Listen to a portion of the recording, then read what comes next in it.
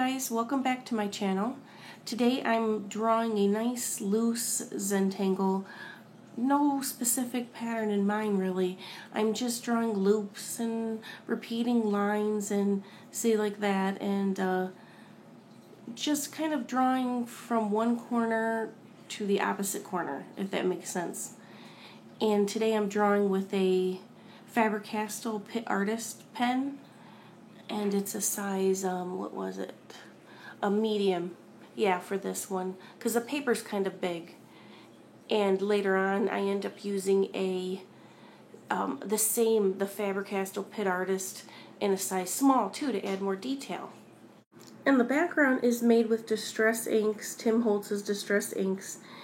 And I have a tutorial on Etsy showing how I make backgrounds if you haven't checked that out. And I will be busting out my Distress Inks in this video though to show how I'm going to paint, sort of like paint this Zentangle. So that'll be coming up next. And the rest of this video is not sped up like this. It's just while I'm drawing the tangle itself. I think I think the rest of it's regular time. So let's get started.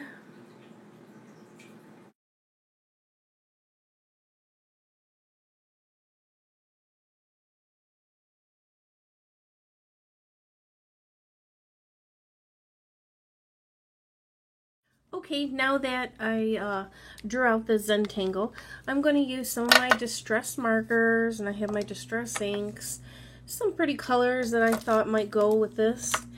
And what's cool about my new glass mat is, let me pick this up, is it has like a section here. See that? Another cool feature about this mat is you can just use it as a mixing palette. See, I can take my distress marker, I can use a water brush or a paintbrush, I can add water, and I can mix colors that way. So it's like really helpful to have that right there. Okay, now I have my water brush, and I have this in my Amazon store too, listed below. If you guys have never tried a water brush, they are out of this world. They are just fun, fun, fun. I love working with water brushes. And if you get too much water, I don't have a paper towel next to me. I'll be right back. Okay. So, you know, I don't think much about any of this. I just have fun and see what happens. I shouldn't say that. I might put some of the darker color here and then try to blend it down like this, and it kind of does what it wants. If I think it's too much color, I can try to pick some of it up.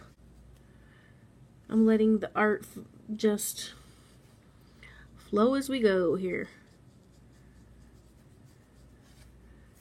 Maybe I'll add a little bit of purple.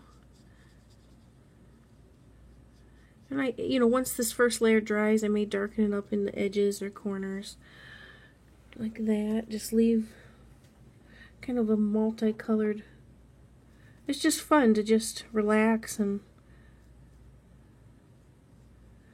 draw, or I mean to color this in. It's a lot of fun to do this. You don't have to do any shading at all, because this is kind of like your shading, you know. And then bring it.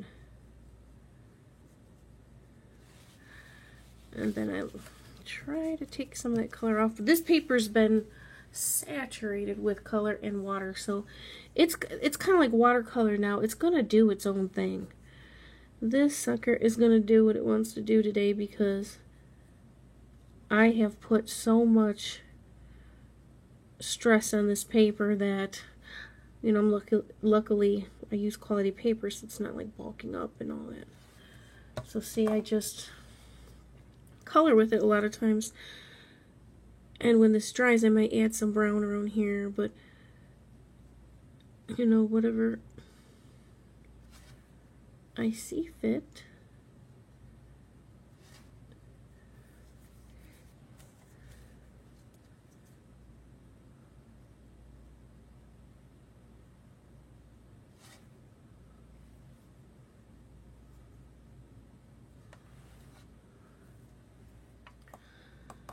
Okay, I'm still taking the brown and just kind of trying to balance it out. Like if I put it here, I might want to put some over here. Even though there's no brown in this background, brown is a nice subtle color. I think goes well with pinks and purples and stuff. A lot of people comment to me and tell me you're so good with color, so that's why I try to like explain my method of the way I see color, I guess, because like I told my husband, sometimes I'll be, I don't know, going down the road or at a store and I will see a color combination and I'm like, that's beautiful, oh my gosh, you know, and I try to remember it, or there'll be certain things or shades of something that I'll be somewhere and I'll say, oh, I don't like that. But that's rare. I don't do that very often. I don't want any more brown. But there are certain things that I'm like, no, no, no. That doesn't match or that doesn't look good together. But I'm not trying to make it, I don't want you guys to think that it's scary to use color. You know, that you could mess up, because you're not going to mess up. It's just a piece of paper, you know. You got to see it like that. It's just, this is a really bright color, I think. You can add some water, a drip of water to dilute it, like from the brush. Is this showing up? Yeah. So that it's not so bright. And I could go like this. Try to clean my brush a little. And then drag it. But as you can tell, this glass mat is so much fun. And I thought, man, you know, I'm not a card maker or anything, but it would be cool, like, to use your inks and be able to color in, you know, if you stamped on a card and stuff like that. It would be very helpful for. This thing is just awesome. I love it. I can do jelly printing on it and, you know, all kinds of stuff that I couldn't do before. It's my new craft toy that my husband bought me for my birthday. I'm very spoiled. Craft supplies.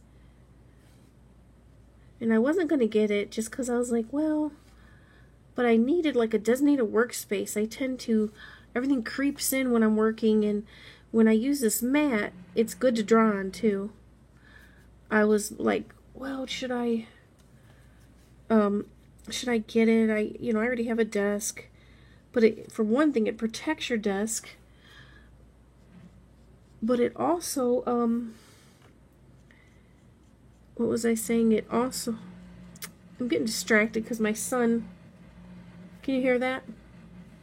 My son is turning on the water outside, which is right next to my craft room, and they don't know I'm taping. This kid. Okay, I can add more of this distressed burlap color, and I wanted to show how we can just take some of that and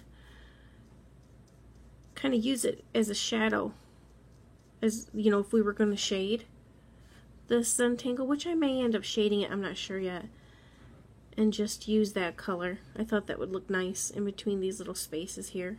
So I'll do all that and I'll be right back. My iPad is running out of space, so here I'm showing how you can add little embellishments in the little, you know, crevices and stuff. And another tip is to use like a different color gel pen. Like if you're on a blue background, use a pink one. Add some pretty dots for accents. And then, look, I grabbed an aquamarine and did it again. So that's another idea, to just kind of add some interest to your Zentangle. Well, it's all finished now, and thanks for tuning in, guys. I'm sorry that my camera kept shutting off. I'm running low on storage. My iPad's getting old, so thanks for tuning in, and I will see you guys probably next week.